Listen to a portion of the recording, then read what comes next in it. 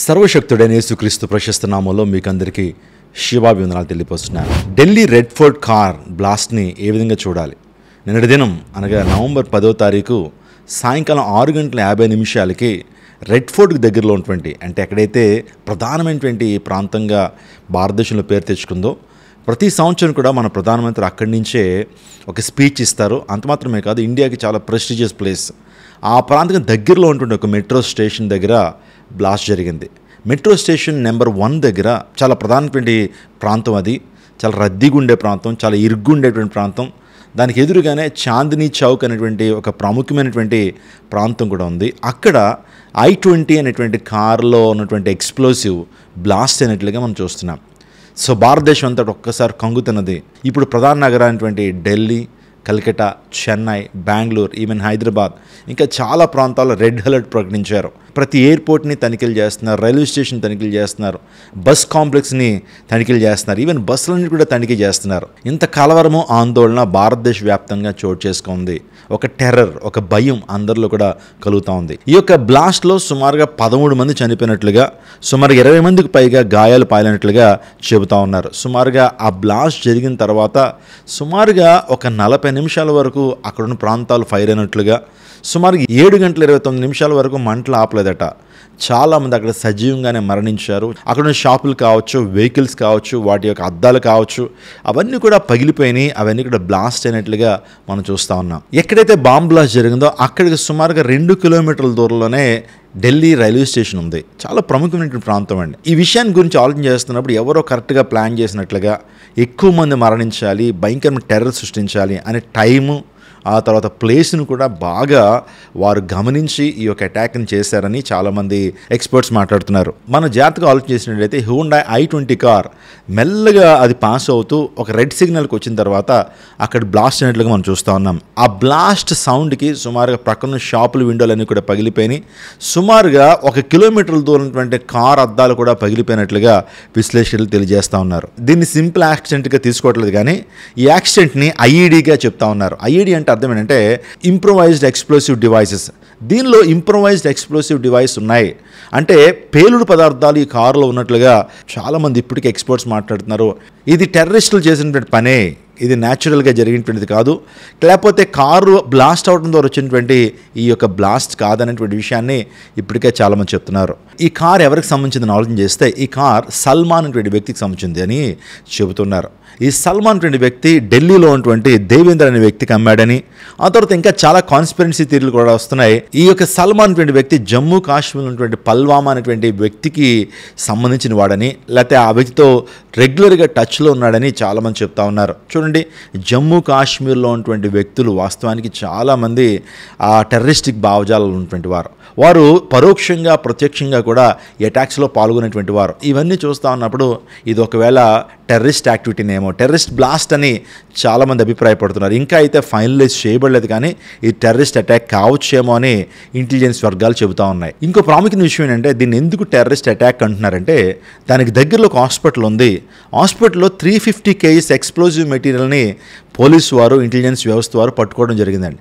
అంటే 350 kgల ఎక్స్ప్లోసివ్ మెటీరియల్ని వారు పట్టుకున్నారట. దాంతోపాటుగానే అదే హాస్పిటల్లో AK-47 గన్స్ని కూడా వారు అదుపులో తీసుకున్నారు. అంత మాత్రమే కాదు, ఈ కార్కి ఆ తర్వాత ఈ బ్లాస్ట్కి సంబంధించినటువంటి వారు జమ్మూ కాశ్మీర్లో ఉన్నారని వారు ఎవరిని ఆలోచన చేస్తే వారు డాక్టర్స్ అని చెప్తున్నారు. ఎవరు ఆ డాక్టర్స్ అంటే డాక్టర్ అహ్మద్ అనేటువంటి వ్యక్తి, డాక్టర్ ముజాఫిల్ అనేటువంటి వ్యక్తి ఈ యొక్క కార్ బ్లాస్ట్లో వారు ప్రత్యక్షంగా కనబడుతున్నారు, లేకపోతే పరోక్షంగా కనబడుతున్నారని చాలామంది చెప్తా ఉన్నారు. ఈ యొక్క ఆపరేషన్ని వైట్ కాలర్ మాడ్యూల్ అని పిలుస్తున్నారు. అంటే ఇంటెలిజెన్స్ వ్యవస్థ కావచ్చు, పోలీస్ వ్యవస్థ కావచ్చు, మన యొక్క రా కావచ్చు, వీళ్ళందరూ కూడా ఏం ఆలోచన చేస్తున్నారంటే ఈ టెర్రరిస్ట్ యాక్టివిటీ చేస్తున్నటువంటి వారు బాగా చదువుకున్నటువంటి వారు, బాగా డాక్టర్స్ అయినటువంటి వారు, మంచిగా PhD డిగ్రీలు పొందినటువంటి వారే చేస్తున్నారని వారు అనుమానపడుతున్నారు. మనందరికీ హఫీజ్ సయ్యద్ అనేటువంటి వ్యక్తి మనకు బాగా తెలుసు. ఆయన ఎవరనంటే లష్కర్-e-తోయిబా అనేటువంటి ఆ సంస్థకు ఇప్పుడు డైరెక్టర్గా ఉన్నాడు.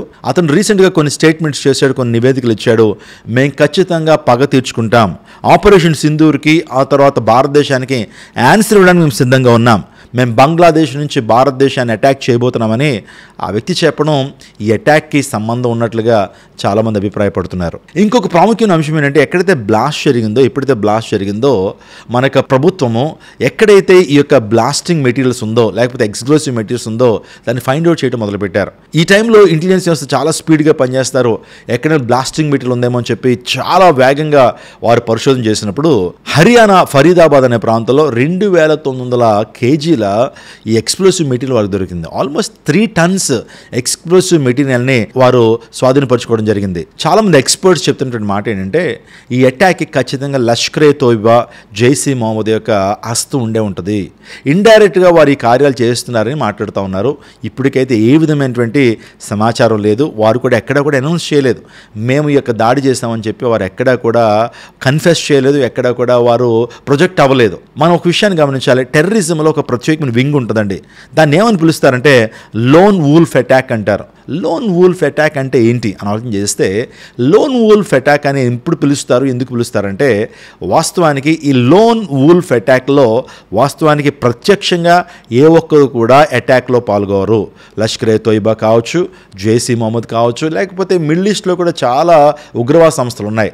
అవేమీ కూడా ప్రత్యక్షంగా పాల్గొవు. కానీ కొంతమంది టెర్రరిస్టిక్ భావజాలు కలిగినటువంటి వారి జీవితాల్లో ప్రభుత్వం మీద తిరుగుబాటు చేసేటువంటి వారు స్వయంగానే ఒక ఐడియాలజీని డెవలప్ చేసుకుంటారు. ఇంకో మాటలో చెప్పాలంటే వారికి ఉన్న భావజాలం ఏంటంటే ఎవరి యొక్క అండదండలు అక్కర్లేదు. కానీ ఈ లష్కరే తోయిబా కావచ్చు, జైష్ ఈ మొహమ్మద్ కావచ్చు, ఐసిస్ కావచ్చు, ప్రపంచవ్యాప్తంగా ఉన్నటువంటి ఆ టెర్రరిస్ట్ సంస్థల నుండి ఎక్కువగా ఇన్స్పిరేషన్ వారు పొందుతూ ఉంటారు. మేము కూడా అటాక్ చేయాలని స్వయంగా వారు అటాక్లో దిగుతారని అది కావచ్చేమో ఆలోచన చేస్తున్నారు. దీనిలో లష్కరే తోయిబా లేకపోతే జైష్ ఈ మొహమ్మద్ ఇంకేమైనా హస్తాలు లేకపోయిండొచ్చేమో. కానీ కొంతమంది లోన్ వూల్ఫ్ అటాక్ని అంటే అర్థం ఏంటంటే వారు స్వయంగానే ఇన్స్పైర్ అయిపోయి వారికి ఓన్గా చేసేటువంటి అటాక్స్, అలాంటి అటాక్స్ కూడా చాలామంది చేస్తున్నారట.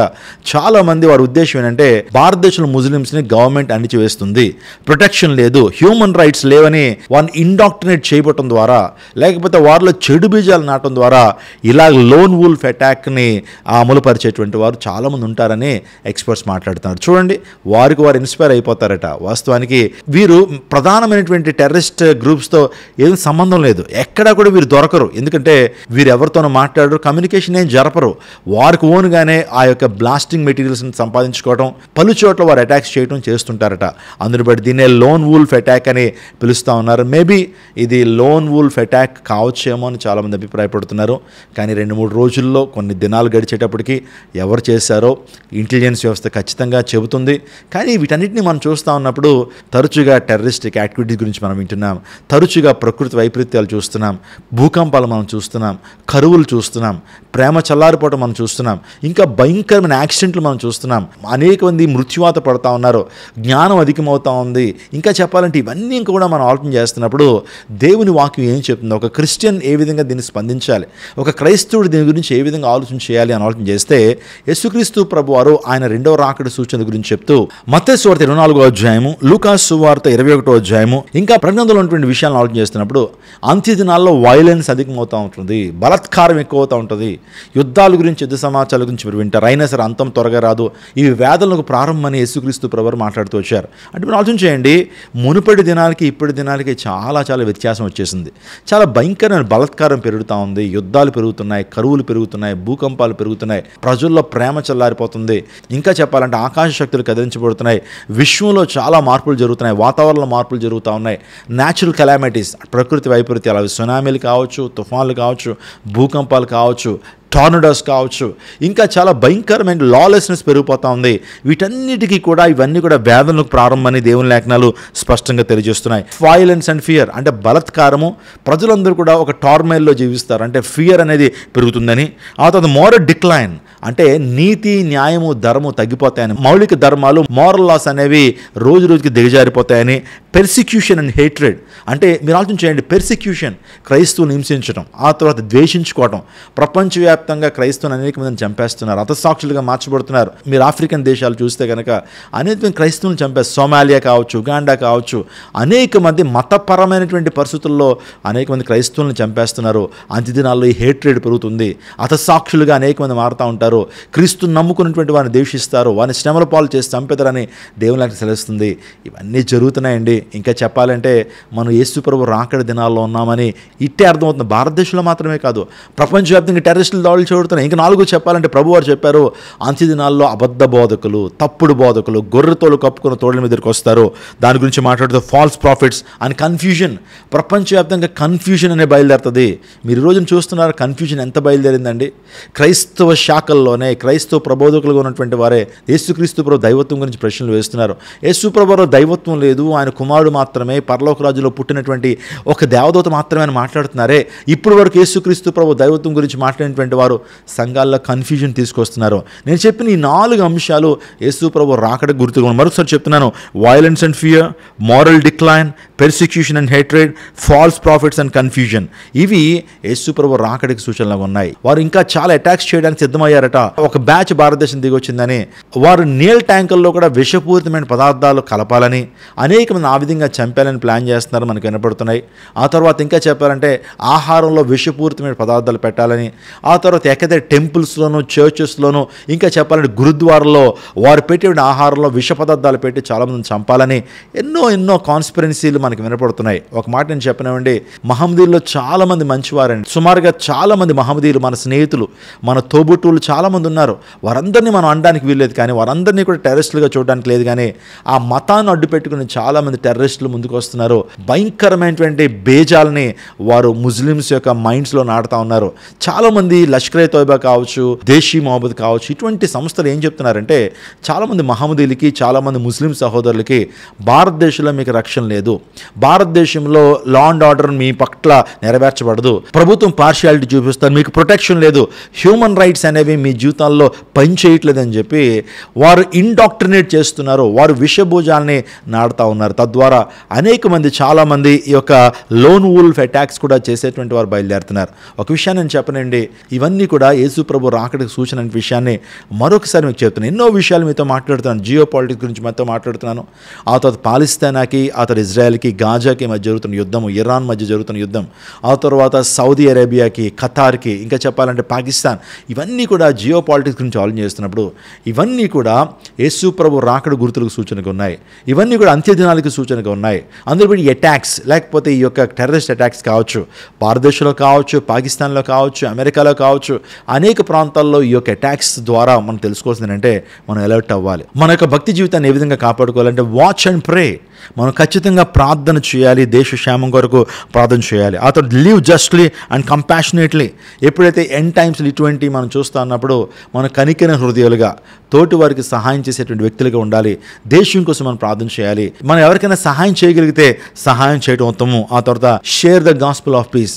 అందులో బట్టి సభ్య సమాజానికి, ప్రజలకి మనం శాంతి సందేశాన్ని అనుగ్రహించాలి. కలవరంతో వ్యక్తులకి, భయం గుప్పినటువంటి వ్యక్తులకి క్రీస్తు శాంతి స్వాతం అందించే వ్యక్తులుగా ఉండాలి. అతను ఇంకో మాట చెప్తున్నాను, మనం స్థిరంగా ఉండాలి, స్టాండ్ ఫామ్. కాబట్టి ఇటువంటి పరిస్థితులు మనం చూస్తూ ఉన్నప్పుడు ధైర్యంగా ఉందాం, ధైర్యంగా సమస్యను ఎదుర్కొందాం, మనం సిద్ధపడదాం, మనతో ఉన్న సమూహాన్ని సిద్ధపరచుదాం. యేసుక్రీస్తు ప్రభు రాకడి దినాల్లో ఎత్తబడేటువంటి ఆ గుంపులో ఉండటానికి మనం సిద్ధపడదాం. Stand form. మన విశ్వాసంలో నిలకడగా ఉండాలి, ప్రేమలో నిలకడగా ఉండాలి, జ్ఞానంలో నిలకడగా ఉండాలి. పరిశుద్ధాత్మ శక్తితో మనం నింపబడినప్పుడు ఇటువంటి సమస్యల విషయంలో మనం కలవరపడకుండా అనేక మంది ధైర్యపరచడానికి దేవుని వాక్యం మనలో నిలిచినప్పుడు దేవుని కార్యాలు మనం చూడగలుగుతాం. కాబట్టి ఈ అటాక్ గురించి కొన్ని ప్రాముఖ్యమైన విషయాలు విన్నాం. ఇంకా ఇది టెర్రరిస్ట్ అటాక్ అని ఇంకా ప్రూవ్ అవ్వలేదు. నేను చెప్పిన లోన్ వూల్ఫ్ అటాక్ కావచ్చేమో అని చాలామంది చెప్తా ఉన్నారు. ఇది ఒకవేళ టెర్రరిస్టిక్ అటాక్ అయితే కనుక ఖచ్చితంగా న్యూస్లోను, ఆ తర్వాత మన ఇంటెలిజెన్స్ వ్యవస్థ కావచ్చు, మన పోస్ట్ డిపార్ట్మెంట్ కావచ్చు, మన యొక్క డిఫెన్స్ మినిస్టర్ అయినటువంటి అమిత్ షా గారు కూడా తెలియజేస్తారని చెప్తున్నారు. కాబట్టి అందరూ ప్రార్థన చేద్దాం. మరణించినటువంటి వారికి నా ప్రగాఢమైన సానుభూతిని తెలియజేస్తున్నాను. వారి కుటుంబాన్ని దేవుడు ఆదరించి వారికి ఉన్న ప్రతి కొరతను, ప్రతి అవసరాన్ని తీర్చాలని మనసారా కోరుకుంటూ ఈ వీడియోని ముగిస్తున్నాను. God bless you. God bless our India.